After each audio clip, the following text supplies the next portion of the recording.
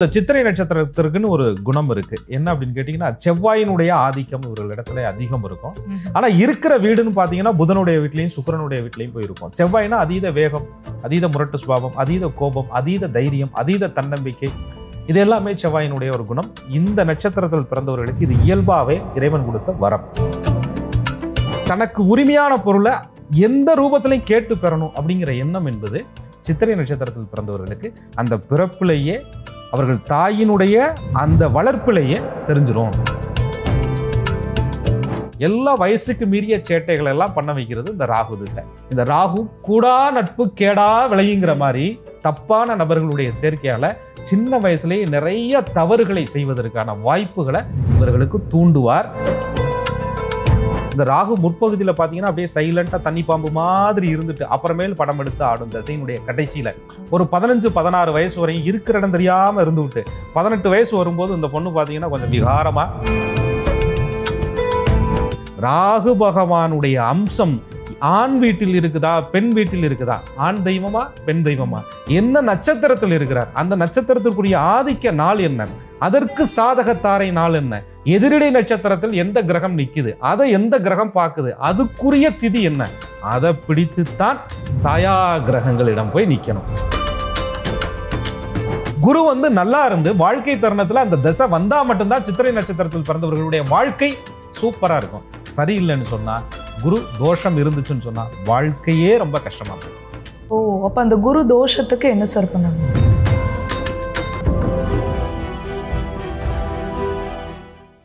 அன்பான நேயர்களுக்கு வணக்கம். தொடர்ச்சியாக நம்ம சேனல்ல நட்சத்திர சீரீஸ் பார்த்துட்டு இருக்கோம் இல்லையா? இந்த எபிசோட்ல சித்திரை நட்சத்திரத்துல பிறந்தவங்க இவங்களுடைய வாழ்நாள் முழுவதுமான தசாபுத்தி பலன்களை பார்க்க போறோம். இது பார்ட் 2 வீடியோ. பார்ட் 1 வீடியோல சித்திரை நட்சத்திரத்துல பிறந்தவங்களுடைய குணாதிசயங்கள், பிறப்பின் ரகசியம் எல்லாம் பேசியிருக்கோம். பார்க்காதவங்க பார்ட் 1 வீடியோ பார்த்துட்டு இதை பார்த்தீங்கன்னா இன்னும் உங்களுக்கு முழுமையா புரியும். புலிப்பாணி சித்தர் வழி ஜோதிடர் திரு கோகுலக்கண்ணன் அவர்கள் இவருடைய கணிப்புல சித்திரை நட்சத்திரத்துல பிறந்த உங்களுடைய வாழ்நாள் முழுவதுமான தசாபுத்தி பலன்களை தெரிஞ்சுக்கலாமா? வாங்க. வணக்கம் சார். குரு வாழ்க, குருவே துணை. சித்திரை நட்சத்திரத்துல பிறந்தவங்க இவங்களுடைய வாழ்நாள் முழுவதுமான தசாபுத்தி பலன்களை பார்க்கவிருக்கோம் சார். பார்ட் 1ல நம்ம இவங்களுடைய பிறப்பின் ரகசியம் ரொம்ப அழகா சொல்லியிருந்தீங்க. இவங்களுடைய இந்த தசாபுத்தி பலன்கள் இவங்களுக்கு எப்படி எடுத்துட்டு போகுது? நிச்சயமா. அதாவது பார்ட் 1 வீடியோவிலே நம்ம சித்திரை நட்சத்திரம் யாருடைய நட்சத்திரம், எந்த வீடுகளில் இருக்கு, அந்த சித்திரை நட்சத்திரத்தில் பிறந்தவர்களுக்கு அவங்க வாழ்நாள் முழுவதும் நடக்கக்கூடிய தசாபலன்கள் அப்படின்னு பார்க்கும்போது சொல்றோன்னு சொல்லியிருந்தோம். அதுல கன்னி ராசி காலச்சக்கரத்திற்கு 6வது ராசின்னு சொல்லக்கூடிய கன்னியில 1-2 பாதமும், காலச்சக்கரத்திற்கு 7வது ராசி அப்படின்னு சொல்லக்கூடிய துலாத்துல 3-4 பாதங்களும் இருக்கக்கூடிய சித்திரை நட்சத்திரக்காரர்கள். ஆனாலும் இந்த சித்திரை நட்சத்திரத்திற்குன்னு ஒரு குணம் இருக்கு. என்ன அப்படின்னு கேட்டீங்கன்னா, செவ்வாயினுடைய ஆதிக்கம் இவர்களிடத்துல அதிகம் இருக்கும். ஆனா இருக்கிற வீடுன்னு பாத்தீங்கன்னா புதனுடைய வீட்லயும் சுக்கிரனுடைய வீட்லயும் போயிருக்கும். செவ்வாய்னா அதீத வேகம், அதீத முரட்டு சுபாவம், அதீத கோபம், அதீத தைரியம், அதீத தன்னம்பிக்கை, இது எல்லாமே செவ்வாயினுடைய ஒரு குணம். இந்த நட்சத்திரத்தில் பிறந்தவர்களுக்கு இது இயல்பாவே இறைவன் கொடுத்த வரம். அதோட கொஞ்சம் புதனோட வீட்டில் இருக்கும்போது, இந்த நட்சத்திரம் இருக்கும்போது அந்த பேச்சே ஒரு வேகமான பேச்சு, அந்த ஒரு செயலே வேகமான செயல், அந்த ஒரு கோபமே ரொம்ப சட்டுன்னு கோபம், எந்த விதத்திலையும் எதையும் ஸ்பீடா செய்யக்கூடிய ஒரு தன்மை இது அவங்களுக்கு இருக்கும். அது அழகா பண்ற குணமும் இருக்கும். ஏன் அப்படின்னு சொல்றேன்னா, சுக்கிரனுடைய வீட்லையும் அந்த நட்சத்திரம் இருப்பதுனால அது அழகா ஸ்மார்ட்டா பண்ணுவாங்க. சித்திரை நட்சத்திரத்தில் பிறந்தவங்க உடம்பை எப்பயுமே பக்குவமா வச்சுக்கணும் அப்படின்னு நினைப்பாங்க. அந்த ஃபிட்னஸை ரொம்ப விரும்பக்கூடியவங்களா இருப்பாங்க. அழகுக்கு முக்கியத்துவம் கொடுக்கறது வேற, அதே அழகை ஃபிட்னஸா இருக்கிறதுங்கிறது வேற. இந்த சித்திரை நட்சத்திரம் ஹார்ட் ஒர்க்கர்ஸ். கொஞ்சம் உடம்பு கூட போனாலும் அவங்களுக்கு மனசு கஷ்டமாயிடும்.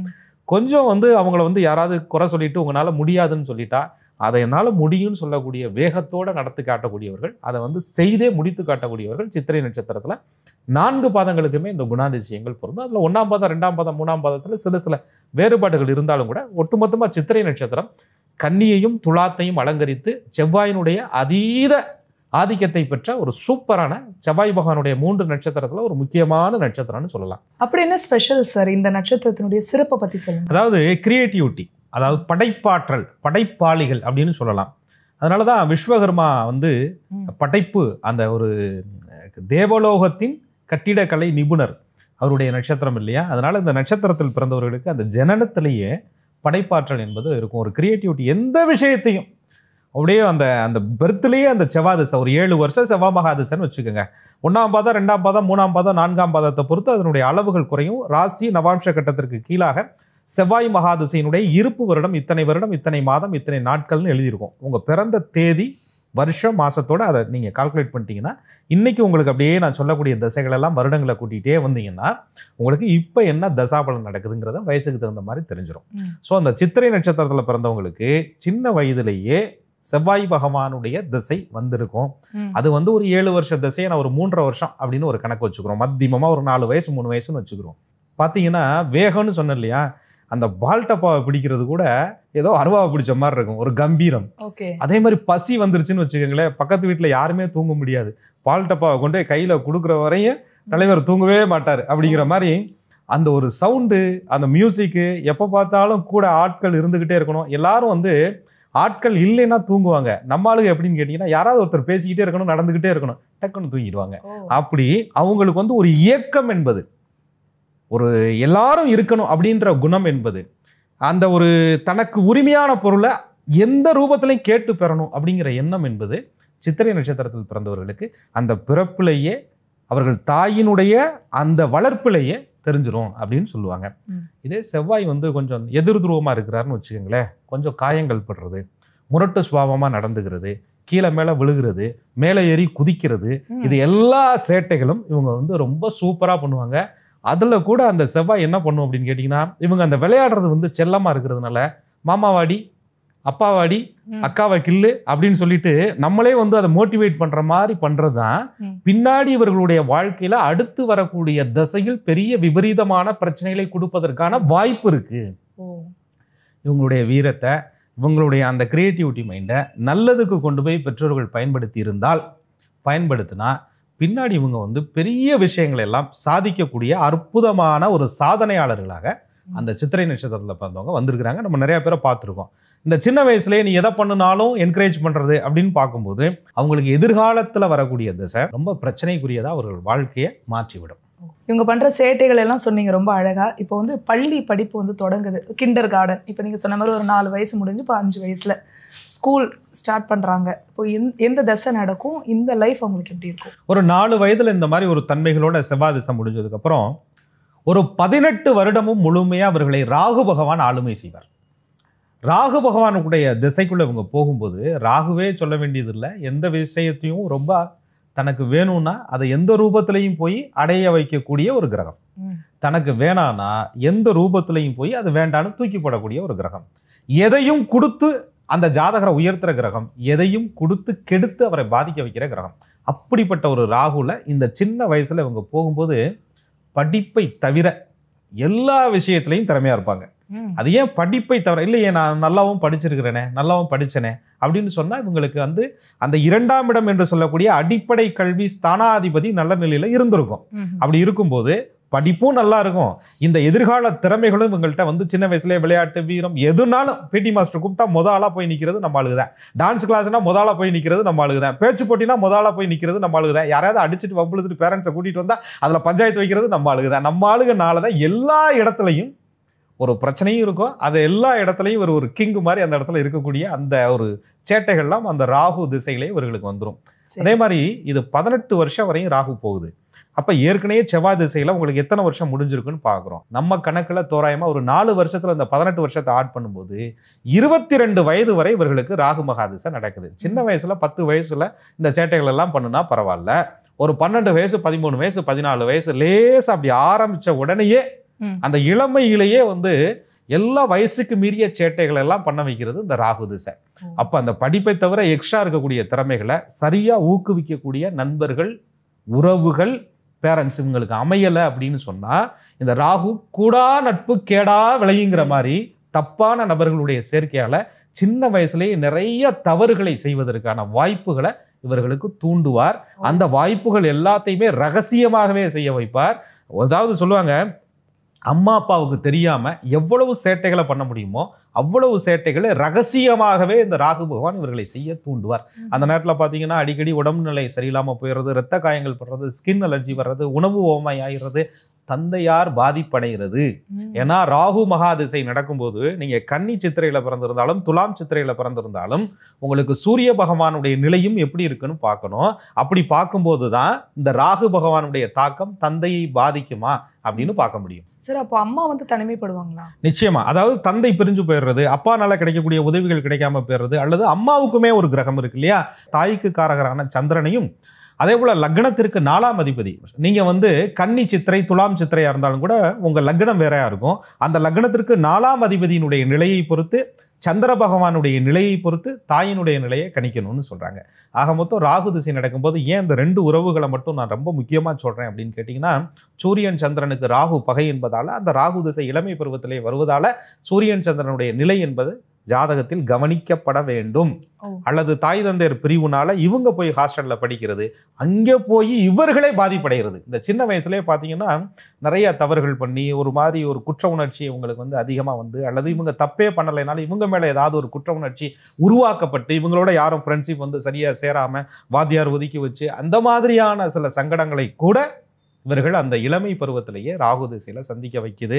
அதே ராகு சூப்பரா இருந்தா சுப்ரீம் பவர், கிரியேட்டிவிட்டியோட இன்னும் ரொம்ப புதுமையான படைப்புகள் எல்லாம் கொடுத்து இவர்களை மெருகேற்றி அந்த ராகு பக்குவப்படுத்தி பண்படுத்தி பெரிய சாதனைகளை செய்ய வைப்பதற்கான சூழ்நிலைகளையும் அந்த சின்ன வயசுல கொடுத்துட்றாரு. பள்ளி படிப்புலேயே இவ்வளோ ப்ளஸ் அண்ட் மைனஸ் சொல்லியிருக்கீங்க. இப்போ அடுத்து காலேஜ் அப்படின்னும் போது ஃபர்ஸ்ட் இயர் செகண்ட் இயர் இளம் வயதுல காதல் வரும், படிப்புல கவனம் செதறும். ஸோ ராகு வந்து பிரம்மாண்டம் அப்படின்னு சொல்லுவாங்க. இதுல இருந்தெல்லாம் வெளியில வந்து அவங்களுக்கு நல்ல வாழ்க்கை அமையுமா, இல்ல படிப்பு கவனம் செதறி உங்க லைஃபே வந்து மாறிடும்? இல்ல, நம்ம ஆளுங்க வந்து அந்த சின்ன வயசுலயே ஒரு உத்வேகம் இருக்குல்ல, வேகம் இருக்குல்ல, செவ்வாயினுடைய ஆதிக்கம் பெற்ற நட்சத்திரங்கிறதுனால சின்ன வயசுலயே கூட எது செய்தாலும் சரி சரி சரி சரி சரிமா வந்து இப்போ ஏதாவது சேட்டை பண்றான், நம்ம கண்டிச்சோம்னா ஏதாவது பண்ணிக்கிடுவான், அல்லது ரொம்ப வந்து கண்டிஷன் போட்டோம்னா படிக்க மாட்டா அப்படின்னு சொல்லிட்டு அது பெண்ணோ ஆணோ ரொம்ப செல்லமா அந்த பேரண்ட்ஸ் வந்து என்ன பண்ணுவாங்கன்னா அவங்களாலேயே சமாளிக்க முடியாது. அந்த அளவுக்கு உங்கள்கிட்ட டேலண்ட்டும் இருக்கு, அந்த அளவுக்கு நெகட்டிவும் இருக்கு இல்லையா, அது ராகுவோட நிலையை பொறுத்து தான். அப்படி கொண்டுட்டு வரும்போது அந்த சின்ன வயசுல வந்து புரியாத காதல், அதுலேயும் ராகு நடக்கும்போது என்ன நம்ம பழகுறோம், எப்படி பேசுகிறோம், யார் நம்ம முன்னாடி இருக்கா,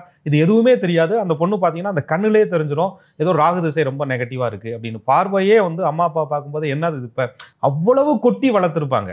அந்த பொண்ணுக்காக தன்னுடைய வாழ்க்கையவே அர்ப்பணிச்சிருப்பாங்க, அந்த பொண்ணுக்காக எல்லாத்தையும் சேர்த்து வச்சிருப்பாங்க. ஒரு நல்ல இடத்துல கல்யாணம் பண்ணி கொடுக்கணும், நல்ல இடத்துல படிக்க வைக்கணும் அப்படின்னு சொல்ல. இதுலேயும் கூட இந்த ராகு முற்பகுதியில் பார்த்தீங்கன்னா அப்படியே சைலண்டாக தண்ணி பாம்பு மாதிரி இருந்துட்டு அப்புறமேல் படம் எடுத்து ஆடும். தசையினுடைய கடைசியில் ஒரு 15-16 வயசு வரையும் இருக்கிற இடம் தெரியாமல் இருந்து விட்டு 18 வயசு வரும்போது இந்த பொண்ணு பார்த்தீங்கன்னா கொஞ்சம் விகாரமாக அவர் லவ் பண்ணுறேன், ஸ்டேட்டஸ் வைக்கிறேன், அது இதுன்னு அது பார்க்கும்போதே நமக்கு வந்து என்னப்பா வயசுக்கு தகுந்த மாதிரி இல்லையே அப்படின்ற மாதிரி ஒரு கோபம் கலந்த எரிச்சல் அவங்க மேலே வருவதற்கான வாய்ப்பும் இருக்குது. அவங்க கெட்டு போக போகிறாங்களே அப்படின்னு சொல்லி. யாரை லவ் பண்ணுறீங்கன்னு கடைசியில் கேட்டோம்னா, இன்ஸ்டாவில் வந்து பார்த்தேன் பேசினேன், ஃபேஸ்புக்கில் பார்த்தேன் பேசினேன், ஸ்கூலில் பார்த்தேன் பேசினேன், அவர் வந்து அவருடைய நடை உடை பாவனா ஒரு வண்டி வச்சிருக்கிறதெல்லாம் பார்க்கும்போது எனக்கு ரொம்ப அட்ராக்ட் ஆயிடுச்சு அப்படிம்பாங்க. என்ன வண்டி வச்சிருக்கா, 3 லட்ச ரூபாய்க்கு வண்டி வச்சிருக்காரு, அதில் வந்து என்ன அவருடைய திறமையாக இருக்கிறான்னு கேட்டால் டெய்லி வாட்ஸ்அப்பில் ஸ்டேட்டஸ் போடுறாரு, டெய்லி இன்ஸ்டாவில் போஸ்ட் போடுறாரு, தவறாமல் சாப்பிட்றது போது கொண்டு கரெக்டாக வந்து என்னை கேர் பண்ணுறாரு அப்படிம்பாங்க. சரிப்பா, இதை தானே வருஷம் முழிச்சு நாங்கள் பண்ணிக்கிட்டு இருக்கோம் அப்படின்னு கேட்டோம்னா, அவர் பண்ணுறதுலாம் வித்தியாசமாக இருக்குல்ல. யார் காசில் பண்ணுறாரு, அவங்க அப்பா காசில் பண்ணுறாரு, அவங்க அப்பா என்ன வேலை செய்கிறார், அவங்க அப்பா என்ன வேலை செய்கிறாருன்னே தெரியல. அதாவது யார் கஷ்டப்பட்டாலும் அவங்க என்ன கஷ்டப்படுறாங்கன்னே தெரியாம அப்பா காசுல தான் அனுபவிக்கக்கூடிய சேட்டைகளை எல்லாம் பெருமையாக நினைக்கக்கூடிய வயசுல ராகு வர்றது விபரீதத்திலையும் விபரீதம். அப்படிதான் கொண்டு போய் கெடுத்துரும். தம்பி ஹில்ஸுக்கு போகாதப்பா, அங்கேதான் போவா அப்படி. தம்பி படிப்பா, என்னப்பா அப்படிம்பாப்ல. தம்பி வாப்பா, என்னப்பா அப்படிம்பாப்ல. அலாரம் வச்சுட்டு தூங்குவா அப்படி. அரியர் வச்சாலும் கண்டுக்கவே மாட்டா அப்படி. அப்ப இந்த ராகு நடக்கும்போது அவருடைய புத்தி, மனசு, சிந்தனை எல்லாமே ஒரு ஒழுங்கில் இல்லாமல் அவரை பார்த்தீங்கன்னா அந்த முடிவெட்டே தெரிஞ்சிடும். இவருக்கு ராகு வந்து ரொம்ப உச்சமாக ஏறி உட்காந்துருக்குது அப்படின்றது தெரிஞ்சிடும். அவர் போடுற ட்ரெஸ்ஸிங் சென்ஸ்லேயே தெரிஞ்சிடும். பேண்ட் ஒரு பக்கம் கிழிஞ்சிருக்கும், சட்டையில் ஒரு பக்கம் பாக்கெட் இல்லாமல் இருக்கும், கேட்டால் அதே ஸ்டைலும் அப்படி ராகு ஏறி நச்சுன்னு ஏறி உட்காந்துருக்கிறாருன்னு அர்த்தம். வாழ்க்கையை பின்னாடி ரொம்ப சூனியமாக்க போறார் அப்படிங்கிறது.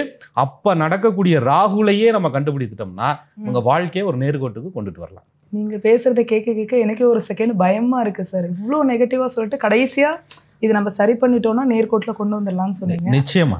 அது எதன் அடிப்படையில் சொல்றீங்க? அதாவது சித்திரை நட்சத்திரத்துல பிறந்த எல்லாரும் இப்படி இருக்கிறாங்கிறத நான் சொல்லலை, திரும்ப திரும்ப அழுத்தமாக சொல்றேன். ஏன்னா நம்மளை தொடர்ச்சியாக ஃபாலோ பண்ணுறவங்களுக்கு அது புரிஞ்சிடும். நம்ம ஒரு ப்ளஸ் எதை வச்சு சொல்கிறோம், லக்னத்தை வச்சு சொல்கிறோம். ஒரு நெகட்டிவ் எதை வச்சு சொல்கிறோம், லக்னத்தை வச்சு சொல்கிறோம். ஒரு யோகங்கிறத எதை வச்சு சொல்கிறோம், ராகு பகவானுடைய நிலையை வைத்து சொல்கிறோம். ஒரு அவயோக தோஷம் பெற்ற ராகுன்னு எதை வச்சு சொல்கிறோம், ராகு பகவான் சுய ஜாதகத்தில் இருக்கும் நிலையை பொறுத்து தான் சொல்கிறோம். அப்போ இதில் கூட ஒன்று அமைப்பு இருக்குது பாருங்க. கரும்பாம்பு கேந்திர கோணம் அத்தளத்தோன் சுபரை கூட ஐயனே சேர்ந்தாலும் கண்ணுற்றாலும் குமரனுக்கு அனுதினமாம் யோகம் சொல்லு சிவசிவா கிளறி யோகங்கிறாரு புலிப்பாணி ஐயா. கரும்பாம்புன்னு சொல்லக்கூடிய ராகு கேந்திரங்களில் இருந்து குருவால் இணைந்து பார்க்கப்பட்டு சேர்ந்து இருந்து நல்ல அம்சங்களில் இருந்தால் சின்ன வயசில் அவன் பெரிய ராஜயோகத்தை அனுபவிச்சிருவாரியா அப்படின்னு சொல்கிறார். அப்போ இந்த செவ்வாயினுடைய வேகம், அந்த ராகுவினுடைய ஆற்றல் ரெண்டும் சேர்ந்து புனிதமான இடங்களில் இருந்து இவங்களுக்கு அந்த சின்ன வயசுலேயே அந்த திறமைகள் எல்லாம் கரெக்டாக கிடைச்சவங்க பார்த்தீங்கன்னா வெளிநாடு போயிடுறாங்க, பெரிய பொறுப்புக்கு வந்துடுறாங்க, பன்மொழி பேசுகிறாங்க, வெளிமாநிலங்களுக்கு போயிடுறாங்க, குடும்ப கஷ்டத்தை உணர்ந்து செயல்படுறாங்க, எவ்வளவுதான் காதல் வயப்பட்டாலும் அது ஒரு கண்ட்ரோலோட இருந்து படிச்சிடுறாங்க, மருத்துவம் பயில்றாங்க, கிரியேட்டிவிட்டிவாக இருக்கிறாங்க, இன்ஜினியரிங் படிக்கிறாங்க. இன்னைக்குள்ள எல்லா படைப்புகளையும் படைத்தவர்கள் சித்திரை நட்சத்திரத்தில் பிறந்தவர்களாக இருக்கிறார்கள். அப்படி ஒரு கிரியேட்டிவிட்டி மைண்டு அவங்கள்ட்ட இறைவன் கொடுத்த அந்த விஸ்வகர்மாவினுடைய அருள் பூரணமாக பெற்றவர்கள் சித்திரை நட்சத்திரத்தில் பிறந்தவர்கள். தேவலோகத்தின் படைப்பாளி என்று சொல்லக்கூடிய விஸ்வகர்மாவினுடைய ஆசீர்வாதமும் அன்பையும் பெற்றவர்கள் அந்த சித்திரை நட்சத்திரத்தில் பிறந்தவர்கள். ஆக இவங்களை சரியான வழியில நடத்தி அந்த ராகுவினுடைய தோஷத்துக்கு நிவர்த்தி ஸ்தலங்கள் அப்படின்னு இருக்கு. சும்மா எல்லா கோயிலையும் நம்ம சொல்ல முடியாதுங்க. ராகு பவன்னா திருநாகேஸ்வரம் போங்க, காளகஸ்தி போங்க, பேரையூர் நாகநாத சுவாமி கோயில் போங்க, திருச்செங்கோடு அர்த்தநாதேஸ்வரர் போங்க. ராகு நடக்குதா துர்க்கைக்கு விளக்கு போடுங்க, பைரவருக்கு போடுங்க, சொல்லவே கூடாது.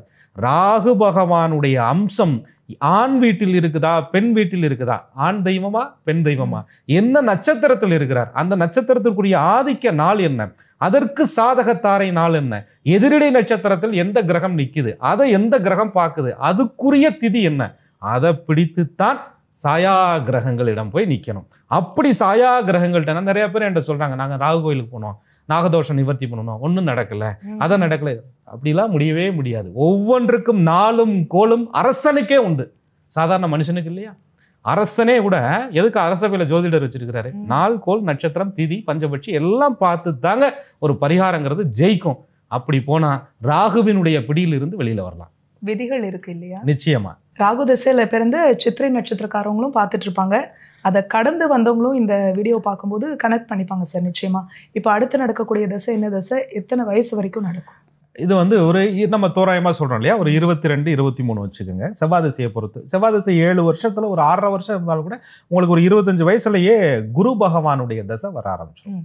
அற்புதமான திசை இல்லையா? குரு தெய்வீகம் இல்லையா, புனிதம் இல்லையா, மன்னவன் இல்லையா, பொன்னவன் இல்லையா, பொண்ணு பொருள் பூமி ஆஸ்தி அந்தஸ்து புகழ் இந்த படைப்பாளிகளுக்கு கிடைக்கக்கூடிய பெரிய பவர்னு சொல்லலாம். அந்த குரு திசை வரும்போது இவங்களுக்கு அப்படியே அந்த வாய்ப்பு சின்ன வயசுலேயே பார்த்தீங்கன்னா அந்த திருமண வயதில் கூட அந்த குரு வர்றார். அப்போ குருபலம் ரொம்ப முக்கியம்னு சொல்லுவாங்க. அந்த குரு வரும்போது சரியான வாய்ப்புகள், சரியான இந்த ராகுல இவங்க ஒரு வேளை தப்பிச்சு வந்துட்டாங்க அப்படின்னு சொன்னால் குரு ஒரு நல்ல வாழ்க்கையை ஏற்படுத்தி கொடுப்பதற்கான எல்லா அஸ்திவாரங்களையும் அமைத்து கொடுப்பார். குரு கொஞ்சம் தோஷமாக இருக்கிறாரு. குரு எப்படியா தோஷமாவார் அப்படின்னு கேட்டால் லக்னத்தை பொறுத்து மாறுவார்ல. உங்களுக்கு குரு பகவான் மாரக பாதகாதிபதியாக லக்னத்திற்கு ஒரு தோஷமான அமைப்பில் இருந்து உட்கார்ந்து அவருடைய தசை நடக்குது அப்படின்னு சொல்லும்போது எப்பயுமே சித்திரை நட்சத்திரத்தில் பிறந்தவங்க செவ்வாயினுடைய ஆதிக்கமாக இருக்கிறதுனால தன்னை விட உயர்வாக ஒன்று இருக்கணும், தன்னை விட பெஸ்ட்டாக இருக்கணும் என் பார்ட்னரை. ஏன்னா இவங்களே பெஸ்ட்டு, இவங்களே ஸ்பீடு, அது வேகமும் இருக்குது, விவேகமும் இருக்குது, அறிவும் இருக்குது, அழகும் இருக்குது. ஏன்னா சுக்கிரன் வீட்லேயும் இருக்குது, கன்னிலையும் இருக்குது, நட்சத்திரம் செவ்வாயாக இருக்குது. அப்போ காலச்சக்கரத்திற்கு முதல் ராசின்னு சொல்லக்கூடிய மேஷமாகவும் வருது, காலச்சக்கரத்திற்கு 8வது ராசின்னு சொல்லக்கூடிய விருச்சகமாகவும் செவ்வாய் ஆதிக்க கிரகமாக வர்றாரு, முதன்மையும் வர்றாரு. நிறையா விஷயங்களை அமானுஷ்யங்களை கண்டுபிடிக்கக்கூடிய படைப்பாளிகளாகவும் இவர்களை இறைவன் உருவாக்குறார். அப்படிப்பட்டவங்களுக்கு ஒரு பார்ட்னர் சரியான நபராக தேர்வு ஆகலை அப்படின்னு சொன்னால் அது கிடக்குது டம்மி பீஸு அப்படின்ட்டு அதை பெருசான ஒரு பொருட்டாகவே இவர்கள் எடுத்துக்கொள்ள மாட்டார்கள். பார்ட்னருங்கிறவர் லைஃப் வாழ்க்கை துணைங்கிறவர் அது ஆணாக இருந்தாலும் சரி, நான் சொல்றது 2 பேருக்குமே சொல்றேன், ஆணாக இருந்தாலும் சரி பெண்ணாக இருந்தாலும் சரி, சித்திரை நட்சத்திரத்தில் பிறந்தவர்கள் தன்னை விட சிறந்தவர்களை, தன்னை விட சிறந்ததுன்னா பணம் கிடையாது, தன்னை விட சிறந்ததுன்னா அழகு கிடையாது, தன்னை விட சிறந்தவர்கள் என்று சொன்னால் நடத்தை, அறிவு, பண்பு, பாசம் காட்டுவதில் பெஸ்டா இருந்தா இவங்க உயிரையே கொடுப்பாங்க. அப்படி இல்லைன்னு சொன்னா எதை பத்தியும் கவலைப்படாம டாட்டா பை பாயின்ட்டு போயிட்டே இருப்பாங்க. தூக்கி எறிவதற்கும் தயங்க மாட்டார்கள் சித்திரை நட்சத்திரத்தில் பிறந்தவர்கள். அதனால இந்த குரு எப்படி இருக்கிறாருன்னு பார்த்துட்டு தான் நாங்கள் அப்பா சொன்ன என்கிட்டலாம் பொருத்தம் பார்க்க வரும்போது சொல்லுவாங்க, இப்போ சித்திரை நட்சத்திரத்துக்கு நான் பொருத்தம் குறிக்கும் பொழுது குரு தசை எப்படி இருக்குன்னு பார்த்துக்குருவேன். அந்த இணை இவங்களை விட பெஸ்ட்டாக இருக்கிறாரா அப்படின்னு தான் நான் முதல்ல பார்ப்பேன். அந்த ஜாதகத்தில் குரு எப்படி இருக்கிறார், சுக்கிரன் என்ன நிலையில் இருக்கிறார், களத்திர காரகன் எப்படி இருக்கிறார், அப்படி பார்த்து தான் ஒரு விஷயத்தை நம்ம என்ன செய்யணும் தேர்வு பண்ணணும். அது விதியாக இருந்தாலும் கூட அதில் சில வழிபாடுகள், சில நுணுக்கங்களை நம்ம என்ன செய்யணும், சொல்லிக் கொடுக்கணும். தாராபலன் அடிப்படையில் முகூர்த்தம் என்ன செய்யணும், பிரித்து கொடுக்கணும். அந்த தாராபலன் அடிப்படையில் கொடுக்கணுங்கிறக்காகத்தான் பஞ்சாங்கத்திலேயே அப்படி ஒரு அட்டவணையே கொடுக்கப்பட்டிருக்கு. அப்போ ஒருத்தருக்கு உண்மையிலேயே நேரம் தோஷமாக இருந்தால் உங்களை இதை பார்க்கவே விடாது. நேரம் சரியா இருக்கும்போது தான் சாஸ்திரங்களின் மேலே உங்களுக்கு என்ன செய்யுது, நம்பிக்கை வருது. அப்போ அதை பார்த்து கொஞ்சம் தேர்வு பண்ணும்போது குரு திசையில ஓரளவு இவங்க வந்து தனக்கு பிடித்தவரன், தன்னை விட சிறந்தவரனை இவங்க வந்து தேர்வு பண்ணிக்க முடியும். குரு அற்புதமா அந்த வாழ்க்கையை வந்து இவங்களுக்கு கொடுக்கறதுக்கு அந்த குருவோட நிலைதான் ஜாதகத்தில் முக்கியம். அந்த டைம்ல வந்து நிறைய வெளிநாட்டில் இருக்கிறவங்க சொத்து சேர்த்துருக்கிறாங்க, பணம் சம்பாரிச்சிருக்கிறாங்க, வீடு வாங்கியிருக்கிறாங்க. நிறைய பேர் பொண்ணு பொருளை இழந்தும் இருக்கிறாங்க. ஒரு இடத்துல கல்யாணம் பண்ணி கொடுத்தாங்க, 100 பவுன் போட்டாங்க, 50 பவுன் போட்டாங்க, ஒன்று கூட திரும்பி வரலாங்க, பொண்ணே திரும்பி வந்துருச்சுங்க, குழந்தையோட வந்துருச்சுங்க. குழந்தையுடன் வருவதற்கும் குரு தோஷம் தான் காரணம்.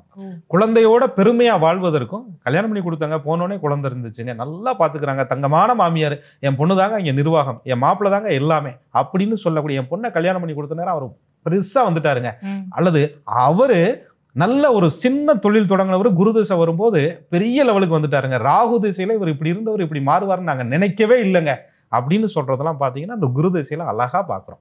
அந்த குருவிலையும் 2 பருவமா பிரிச்சுக்கணும். குரு 2 வீட்டுக்கு அதிகமா வருவார், தனுசுக்கு வருவார், மீனத்துக்கு வருவார், லக்னத்திற்கு 2 காரகத்துவம் பெறுவார். அந்த 2 காரகத்துவத்துல குரு எந்த நிலையில இருக்கிறார் அப்படின்னு பார்த்து தான் நம்ம பலன் எடுக்கணும். இப்போ நீங்க சொல்றதெல்லாம் பார்க்கும்போது இவங்க திருமணத்திற்குன்னு ஜாதகம் எடுக்கும்போது தான் ரொம்ப கேர்ஃபுல்லா பார்க்கணும், ரொம்ப கவனமா இருக்கணும். அப்படி சரியா தேர்வு பண்ணாத, சரியா வாழ்க்கை அமையாத அந்த குரு திசை நடக்கும்போது பார்த்தீங்கன்னு சொன்னா இவங்களுடைய மைண்ட் எல்லாம் ரொம்ப ஹானஸ்டா இருக்கும், ரொம்ப கௌரவமா இருக்கும், ரொம்ப ஆன்மீகமா இருக்கும், ரொம்ப பெரிய ஆட்களோட பெரிய பெரிய பெரிய விஷயங்களை பெருசா பிரம்மாண்டமா சிந்திச்சுக்கிட்டே இருப்பாங்க. அதை எந்த விதத்திலையும் என்கரேஜ் பண்ணாத, அதுக்கு சப்போர்ட்டா இல்லாத ஒரு வாழ்க்கை துணையை இந்த குரு அமைத்து கொடுத்து விடார். பண போராட்டம், மன போராட்டம், நிம்மதி இழப்பு, குழந்தை சரியில்லைங்க, குழந்தை குறையா பிறந்துருச்சுங்க, குழந்தைக்கு வந்து காலதாமதமாகுதுங்க, குழந்தை பிறந்தும் சொல் பேச்சு கேட்கலைங்க, பணம் பெருசா இழந்துட்டவங்க, நகை சிக்கலாயிடுச்சுங்க, பணம் மாட்டிக்கிச்சுங்க, எங்க வீட்டுக்கும் அவங்க வீட்டுக்கு உண்டான ரிலேஷன்ஷிப் கெட்டு போச்சுங்க, எங்க அம்மா வர முடியலங்க, அவங்க அப்பா வர முடியலங்க, நாங்கெல்லாம் தனி கொடுத்தன வந்தாங்க, இப்போ ஒன்னாவே சேர்ந்து இல்லைங்க அப்படின்னு சொல்லிட்டு அந்த குடும்ப பந்தத்திற்கு, ஏன்னா சில லக்னங்களுக்கெல்லாம் குரு கடுமையான தோஷங்களை கொடுக்குறார். குரு வந்து நல்லா இருந்து வாழ்க்கை தருணத்துல அந்த திசை வந்தா மட்டும்தான் சித்திரை நட்சத்திரத்தில் பிறந்தவர்களுடைய வாழ்க்கை சூப்பரா இருக்கும். சரியில்லைன்னு சொன்னா, குரு தோஷம் இருந்துச்சுன்னு சொன்னா வாழ்க்கையே ரொம்ப கஷ்டமா போயிடும். ஓ, அப்ப அந்த குரு தோஷத்துக்கு என்ன சார் பண்ணணும்? குரு தோஷம் அப்படிங்கிறதுக்கு நிறைய ஸ்தலங்கள் இருக்கு.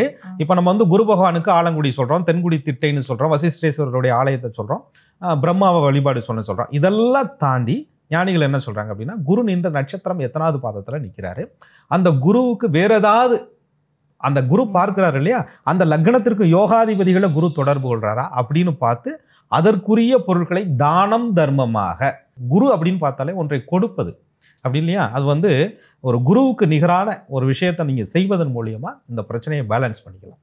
இப்போ படிக்கிற காலகட்டத்தில் ராகு தசை நடக்குது, டிசைடிங் அத்தாரிட்டியும் ராகுவாக தான் இருக்காரு. திருமணம்னு ஒரு முக்கியமான கட்டத்திலையும் அவர் ஒரு பரீட்சை வைக்கிறாரு, நீ சரியா தேர்வு பண்ணல அப்படின்னா மாட்டிப்ப. தேர்வு செய்யறதுக்கு கூட சில நேரங்கள்ல புத்தியை கெடுத்துருங்க. நம்ம எங்க தேர்வு பண்றோம், ஆயிரங்காலத்து பயிருன்னு சொல்றாங்களா, விதி கொண்டுட்டு வந்து நம்மகிட்ட விட்டுருது. அந்த ராகுல சில தடுமாற்றங்கள் அப்படியே குருவுல வந்து தொடரும் போதுதான் பிரச்சனை வருது. இது ரெண்டும் நல்லா இருக்கிறவங்க நல்லாவும் வாழ்றாங்க. அது ஜாதகத்தை பொறுத்து தான். சரி, இப்போ நல்லா இருக்காங்க இந்த 2 திசையில அப்படின்னா அடுத்த திசை உங்களுக்கு எப்படி இருக்கும்? நிச்சயமா ஒருவேளை இந்த 2 திசையில சிக்கிட்டாங்கன்னா அடுத்த திசை எப்படி இருக்கும்? அதாவது இதற்கு அடுத்த திசைன்னு சொல்லும்போது சனி பகவானுடைய திசை. ஒரு 19 வருட காலங்கள் இவங்களுக்கு சனி பகவானுடைய திசை வர்றாங்க. பாருங்க, பிறக்கும்போது செவ்வாய் 4, ராகு 18, 22, குரு ஒரு 16, 38 வயது, 39, 40 ரவுண்ட் வச்சுக்கோங்க. சரி, உங்களுக்கு ஒரு சனி மகாதிசை வந்துடுது. இது வந்து உங்களுக்கு 19 வருஷங்களில் ஏறக்குறைய 58, 59 வயது வரை சொல்கிறாங்களா, அதுக்கு மேலே ரிட்டையர்மெண்ட்டியா அப்படின்னு சொல்கிற மாதிரி தருணத்தில் சனி பகவானுடைய திசை வருது. துலாம் சித்திரை சனி யோகாதிபதி துலா ராசிக்கு, கன்னி சித்திரை சனி யோகாதிபதி 5ஆம் அதிபதியாக வர்றாரு. துலாத்துக்கு 4, 5 குடையவன், கன்னிக்கு 5, 6 குடையவராக வர்றாரு. அந்த சனி பகவானுக்கு ஒரு ஃபேவரான லக்னமாகவும் அமைஞ்சிருச்சு. சனி பகவான் யோகம் தரக்கூடிய நிலையில உட்கார்ந்துருக்கிறார் அப்படின்னு சொன்னா, பெரிய அரசியல் தலைவர்கள், பெரிய தொழிலதிபர்கள், இவங்க படைப்புக்கு பெரிய வெகுமதி உண்டாகிறது. இவங்க இல்லாம அந்த நிறுவனமே இல்லை அப்படின்னு சொல்றது, இவங்களுக்கு ப்ரொமோஷன் கிடைக்கிறது, வயசானாலும் இவங்களை வந்து வேலையை விட்டு போன்னு சொல்லாத ஒரு ரோலை இவங்க கிரியேட் பண்றது, இவங்களுக்கு 40 வயசுக்கு மேலே ஆச்சு அன்ஃபிட், அதெல்லாம் சொல்லவே மாட்டாங்க. நீங்கள் தான் வேணும் அப்படின்னு சொல்கிறது. சித்திரை நட்சத்திரத்தில் பிறந்தவர்களால தான் இதை செய்ய முடியும் அப்படின்னு சொல்லிட்டு அந்த நிறுவனம் நம்புவது, அதை இவர்கள் நிகழ்த்தி காட்டுவது, இந்த ஒரு தன்மையை சனி பகவான் இவங்களுக்கு கொடுப்பார். ஆனால் கொஞ்சம் இவங்களுக்கு சனி தோஷமாக அமர்றார் அப்படின்னு சொன்னால் வேலை போயிடும். நல்லா பார்த்துட்டு இருக்கிற வேலை ஏஜை காமிச்சு நிப்பாட்டிடுவாங்க, அல்லது ப்ரொமோஷன் தள்ளி போகும், இடமாற்றம் ஏற்படும். ஒரு அரசு ஊழியராக இருக்கிறாங்கன்னா அவங்களுக்கு ரொம்ப ப்ரெஷர் கொடுக்கக்கூடிய ஒரு உயர் அதிகாரி வந்து உட்காந்துருப்பாரு. இவங்களுடைய வீட்டில் வந்து அதுவரை நீங்கள் வேலைக்கு போய் சப்போர்ட் பண்ணிக்கிட்டு இருந்தவங்க ஒருத்தர் வேலையை இழந்துருவாங்க. 2 பேருடைய குழந்தைகளுடைய சுமை, ஏன்னா 40 வயசில் அந்த குழந்தைகளுடைய சுமை, அவங்களுடைய எதிர்காலத்துக்காக தான் கஷ்டப்பட்டு ஒரு ஆள் சம்பாதிக்கிற பணத்தை வச்சு சிரமப்படுறது. இஎம்ஐ, தீராத கடன். சனி அப்படின்னு சொல்கிறது தீராத கடன். ஏன்னா உங்களுக்கு சனி பகவான் அப்படின்னு ஒன்று கொடுக்குறாருன்னா அது வந்து தாமதமாகவும் அது நிவர்த்தி ஆகிறதுக்கு. சில நோய்கள்லாம் நீங்கள் பாருங்கள் ரொம்ப தாமதமாகிறது. அதனால தான் எலும்பு முறிவுக்கு சனி காரகர்னு சொல்கிறோம். எலும்பு முறிவு திரும்ப ஒன்று கூடுறதுக்கு 3 மாதம் 4 மாதம் நடவுடைய கெடுத்துறது பாருங்க. அப்படி பேராசிட்டமால் மாத்திரையை போட்டோடனே சரியாகிற வியாதியெல்லாம் சனி கொடுக்குறதே கிடையாது. எதெல்லாம் உங்களுக்கு வந்து தாமதமாகி குணமாகுமோ, எதெல்லாம் இல்லை என்றால் நீங்கள் ஏங்குவீர்களோ, எதெல்லாம் உங்கள் கையை விட்டு போனால் வருத்தப்படுவீர்களோ, எதெல்லாம் இருந்தும் இல்லாமல் வாழ்வீர்களோ, அப்படி ஒரு ரோகத்தை, அப்படி ஒரு ருணத்தை, அப்படி ஒரு சூழ்நிலையை சனி பகவான் உருவாக்குகிறார் தோஷமாக இருக்கும் பட்சத்தில். அப்போ தான் சித்திரை நட்சத்திரக்காரர்கள் இல்லை 40 வயசு வரையும் போராடினோம், அதுக்கப்புறம் வந்து இந்த நிறுவனத்துக்காக உண்மையாக உழைத்தோம், இந்த தொழிலில் ஃபிட் ஆகிட்டோம், இதில் செஞ்சுக்கலான்னு நினச்சோம், இஎம்ஐ கட்டி வீடு வாங்கிட்டோம், காரு வாங்கிட்டோம், சூழ்நிலையை கிரியேட் பண்ணிட்டோம், பிள்ளைங்களை நல்ல ஸ்கூலில் படிக்க வச்சுட்டோம், ஓரளவு அப்பா சொத்து அம்மா சொத்துலாம் பேக்ரவுண்டில் வரும்னு நினச்சோம். இப்போ பார்த்து எல்லாருமே கை விட்டுட்டாங்களே. திரும்பி பார்க்கும்போது லெஃப்ட்லேயும் ஆள் இல்லை, ரைட்லேயும் ஆள் இல்லை, ஸ்ட்ரைட்டாகவும் ஆள் இல்லை, எங்கிட்டு போகிறது அப்படின்னு சொல்லக்கூடிய ஒரு மனக்கவலை சனி பகவானுடைய திசையிலே உருவாவதற்கான வாய்ப்புகளும் உண்டு. 19 வருட சனி மகா திசையை நம்ம 2 பருவமாக எப்பயுமே நான் பிரித்து சொல்லுவேன். 19 வருஷம்னா முதல் 9 வருஷம் சனி மகா திசைகள், சனி புத்தி, புதன் புத்தி, கேது புத்தி, சுக்கிர புத்தி வரை கணக்கு வச்சுக்கோங்க. சனி புதன் கேது முடியும் போதே ஓரளவு உங்களுக்கு சனி யோகம் பண்ணுவாரா தோஷம் பண்ணுவாரான்னு தெரிஞ்சு போயிடும். இந்த சுக்கிரன் வரும்போது சனிக்கும் சுக்கிரனுக்கும் ஒரு நட்பு இருக்கு. உங்களுக்கு கன்னி ராசி அப்படின்னு சொன்னா சுக்கிரன் பாக்கியாதிபதியா வருவார். துலாம் ராசி அப்படின்னு சொன்னா உங்களுக்கு சுக்கிரன் ராசி 8 கூடையவனா வருவார். அப்ப இந்த தசாநாதனும் புத்திநாதனும் சேர்ந்து ஒரு யோகத்தை கொடுக்கும் போது லக்னமும் ஃபேவரா இருந்தா அந்த யோகம் உங்களால வந்து அந்த கோல்டன் பீரியட்னு சொல்லலாம். அந்த 3 வருஷத்துல நீங்க உருவாக்குன விஷயம் அடுத்து உங்களை தலைமுறைக்கும் அப்படியே எடுத்துட்டு போகும். அந்த 3 வருஷத்துல கொஞ்சம் நீங்க டிசைட் பண்ற முடிவு தப்பா இருந்தா எப்படி கொண்டு போகும் அப்படின்னு கேட்டீங்கன்னா, ஊருக்குள்ள கிணத்துக்குள்ள தண்ணிக்குள்ள நீந்தின மீன் ஏதோ ஒரு மலையில வந்து சமுத்திரத்துக்கு போயிருது, பெருங்கடலுக்கு போயிருது. இது பழகின இடம் கம்ஃபர்ட்டா இருந்துச்சு, அது அங்கே போனோடனே சந்தோஷப்படுது, எங்க வேணாலும் போலான்டா, நமக்கு பெரிய எல்லைன்னு நினைச்சு போகுது. அவ்வளோ பெரிய எல்லைக்குள்ள போன மீனுக்கு தண்ணி எந்த அளவுக்கு இருக்குதோ அந்த அளவுக்கு ஆபத்தும் இருக்குதானே. கண்டிப்பா. கிணத்துக்குள்ள இருக்கும்போது உனக்கு ஆபத்து இல்லை, கடலுக்கு போனதுக்கு அப்புறம் ஆபத்து வந்துருச்சுங்கிற நிலையை சனி உருவாக்குவார். அதனால ரொம்ப கவனமா சனி திசையும் நம்ம ஃபாலோ பண்ணணும். அப்போ கிட்டத்தட்ட வந்து ஒரு 58 வயசு வரைக்குமே அந்த தசா பலன்ல வந்து நம்ம ஒவ்வொரு அடியும் பார்த்து பார்த்து வைக்கணும் அப்படின்னு சொல்றீங்க. இவங்க விரிவாக்கம் பண்ணும்போது சுக்கிர புத்தியில கவனமா பார்க்கணும்னு சொல்றேன். ஏன்னா அதுக்கப்புறம் சூரிய புத்தி, சந்திர புத்தி, செவ்வாய் புத்தி, ராகு புத்தி, குரு புத்தி, இது நல்லா இருக்குதுன்னு எப்ப முடிவு பண்ண முடியும்? சுக்கிர புத்தியில தான் தீர்மானிக்க முடியும். ஓ சரி சரி சரி. இப்போ நீங்க சொன்ன மாதிரி ஒரு சமுத்திரத்துல எதிர்நீச்சல் போட்டு எல்லா திமிங்கலத்துக்கும் டஃப் கொடுத்து எந்த வலையிலையும் சிக்காம மீண்டு வந்துட்டாங்க. அடுத்த தசை ரிட்டையர்மெண்ட் ஏஜ்ல எப்படி சார் இருக்கும்? அப்படி மீண்டு வர்றதாங்க சித்திரையினுடைய ஸ்பெஷலே. போராடுவாங்க, போராடி ஜெயிப்பாங்க. எதிர்காலத்திற்கு தேவையான எல்லா விஷயங்களையும் காயப்பட்டாலும், ஏன்னா சின்ன வயசுலேயே தழும்புகள் அதிகம் உள்ள ஒரு நட்சத்திரம் சித்திரை நட்சத்திரம். உடம்புலையும் சரி, மனசுலையும் சரி, சமுதாயத்துலையும் சரி. அப்போ சனி திசை அவங்கள வந்து பக்குவப்படுத்தி ஓரளவு லைஃப்னா என்னன்னு புரிய வச்சிரும். அதுக்கப்புறம் ரிட்டையர்மெண்ட்டில் ஒரு 57 58 வரும்போது புதன் மகாதிசை அப்படின்னு சொல்லக்கூடிய தசை அற்புதமாக வரும். கன்னி ராசினா ராசியாதிபதியாகவும் தொழில் ஸ்தானாதிபதியாகவும் புதன் வருவார். துலாம் ராசி அப்படின்னு சொல்லும்போது 9 கூடைய பாக்கியாதிபதி 12 கூடைய விரையாதிபதியாக புதன் வருவார். தான் சம்பாதிச்ச பணத்தை வச்சுக்கிட்டு ஒரு ஒரு கணக்கு போட்டு, புதன் இல்லையா கணக்கு இல்லையா, தன்னுடைய சேவிங்ஸ் என்ன, எதிர்காலம் என்ன, எப்படிலாம் இந்த ஃபண்டை வந்து யூஸ் பண்ணலாம் அப்படின்னு சொல்லிட்டு ஒரு திட்டமிட்டு கொஞ்சம் ஓய்வும் எடுத்துக்கிட்டு ஸ்மார்ட் ஒர்க் அழகாக பண்ண ஆரம்பிப்பாங்க இந்த புதன் திசை நடக்கும்போது. அவங்களுடைய கணக்கு போடுற விதமே பார்த்தீங்கன்னா பிறருக்கு வழிகாட்டக்கூடிய ஒரு அனுபவத்தோட கூடியதாக இருக்கும். ஏன்னா சின்ன வயசில் அப்படியே ராகு ஒரு மாதிரி கொண்டுட்டு வந்து, குரு ஒரு மாதிரி ஆன்மீகத்தை கொடுத்து, சனி ஒரு மாதிரி வெளியில் கொண்டு போய் அப்புறமேல் புதன் வர்றதுனால அந்த பண்பட்ட அந்த குணம் என்பது புதனில் வந்து இவங்களுக்கு அழகாக நிறையா சித்திரை நட்சத்திர பெரியவங்களுக்கு நான் பார்த்துருக்கேன். அந்த புதன் திசை வரும்போது அவங்க சொல்லக்கூடிய வாழ்க்கை கணக்கு, அவங்க கடந்து வந்த பாதை, அனுபவம், அது எல்லாமே பார்த்தீங்கன்னா பிரம்மாண்டம், பிரமிப்பாக இருக்குது. இதை பார்க்கக்கூடிய யங்ஸ்டருக்குமே கூட நமக்கு புதன் திசை எப்படி இருக்கும் அப்படிங்கிறத அவங்கள பார்த்து கற்றுக்கலாம். அப்போ அந்த புதன் திசை ஒருவேளை கெட்டு போய் இருக்கும்போது நீங்கள் அங்கேயும் திரும்ப சிக்கல் இருக்கும். நம்ம எப்பயுமே ஒரு திசையை எடுக்கும்போது நான் நட்சத்திரத்தின் அடிப்படையில் சொல்லும்போது பொது பலனாக தான் சொல்ல முடியுதே தவிர லக்னத்தின் அடிப்படையில் நான் பிரித்து போட்டேன்னா ஒவ்வொரு தசைக்கும் ஒவ்வொரு லக்னம் ரீதியாக நம்ம பார்க்கலாம், நம்ம பேசலாம். ஆனால் அது முடிக்கணும்னா ரொம்ப நாட்கள் ஆகும். இப்போ மேஷ லக்னத்துக்கு புதன் திசை எப்படி இருக்கும், ரிஷப லக்னத்துக்கு புதன் திசை எப்படி இருக்கும், கன்னி சித்திரை கடக லக்னத்துக்கு புதன் திசை எப்படி இருக்கும், இப்படிலாம் நம்ம சொல்லிக்கிட்டே போனால் எத்தனை பகுதிகள் வேணாலும் போடலாம். பொறுமையாக பார்த்தா நிச்சயமாக போடுறதுக்கு வாய்ப்பும் இருக்குது. ஸோ அந்த புதன் திசை நடக்கும்போது புதன் வந்து அறிவு, புத்தி, சாதுரியம், கணக்கு இதெல்லாம் பழிக்காது. அந்த இடத்துல புத்தி வந்து கொஞ்சம் கெட்டு போயிடும். எப்படி கெட்டு போயிடும்னா நம்ப ஆரம்பிச்சிருவீங்க.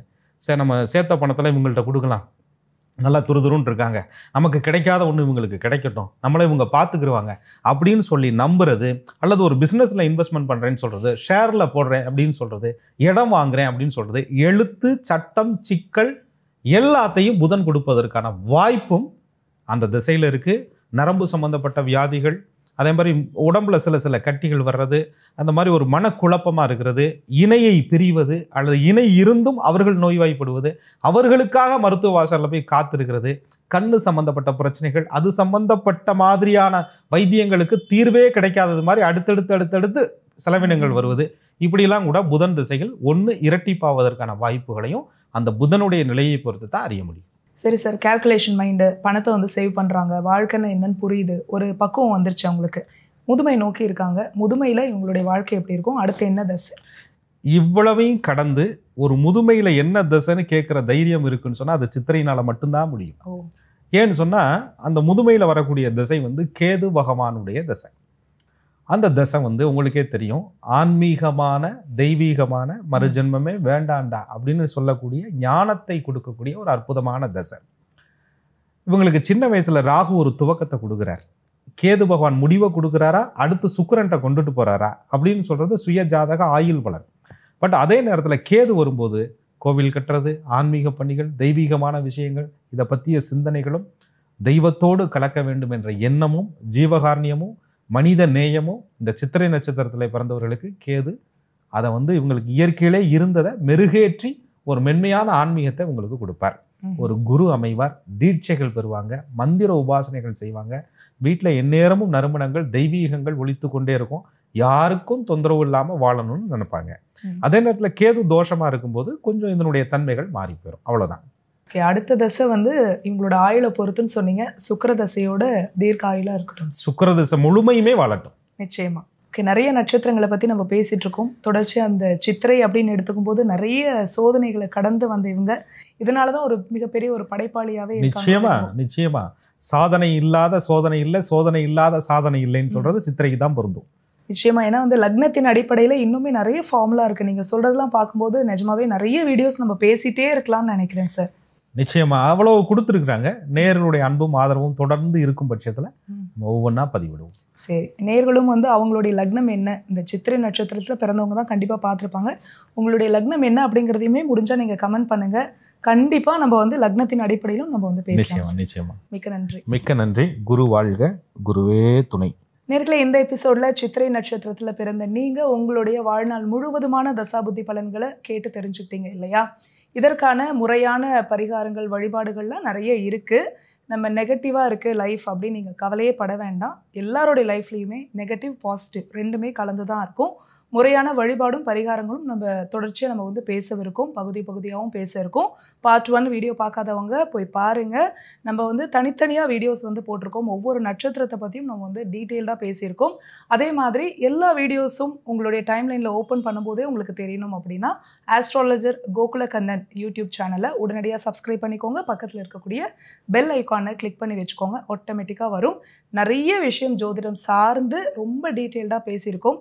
நீங்கள் போய் கிளிக் பண்ணி பார்த்தீங்க அப்படின்னா நீங்கள் எல்லா விஷயத்தையுமே தெரிஞ்சுக்கலாம். உங்களுடைய வாழ்க்கையில் இப்போ என்ன தசை நடக்குது, அந்த தசை எப்படி இருக்கும், எதிர்கால தசா புத்தி உங்களுக்கு என்ன மாதிரியான பலன்களை கொடுக்கும், என்ன மாதிரியான சவால்களை கொடுக்கும் அப்படிங்கிற விஷயத்தையும் நீங்கள் தெரிஞ்சுக்கலாம். இந்த வீடியோவை நீங்கள் பார்த்ததுக்கு மிக்க நன்றி.